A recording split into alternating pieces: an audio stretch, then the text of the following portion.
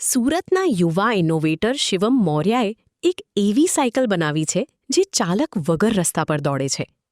આ સાયકલને જોતા એવું લાગે છે કે કોઈ અદૃશ્ય શક્તિ તેને ચલાવી રહી છે, જેના કારણે લોકો તેને ઘોસ્ટ સાયકલ તરીકે ઓળખાવી રહ્યા છે. ક્રિએટિવ સાયન્સ ટીમ સાથે મળીને તૈયાર કરાયેલી આ એઆઈ આધારિત સાયકલ લગભગ 35,000ના ખર્ચે બનાવાઈ છે.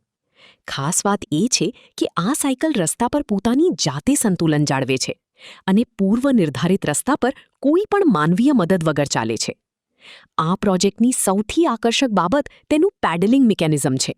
સાયકલમાં માણસના પગ જેવું જ એક સ્ટ્રક્ચર ગોઠવવામાં આવ્યું છે. જ્યારે સાયકલ ચાલે છે ત્યારે તે પગ બિલકુલ કુદરતી રીતે પેડલ મારતા હોય તેવું દેખાય છે. આ સાયકલને મોબાઈલ એપ, રિમોટ અને ઓટોમેટિક એઆઈ મોડથી નિયંત્રિત કરી શકાય છે. રસ્તા પર ટેસ્ટિંગ દરમિયાન લોકો આશ્ચર્યચકિત થઈ ગયા અને આ દ્રશ્ય જોઈને બાળકો તો થોડા ડરી પણ ગયા હતા, કારણ કે સાયકલ પર કોઈ બેઠું નહોતું છતાં પેડલ જાતે ફરી રહ્યા હતા.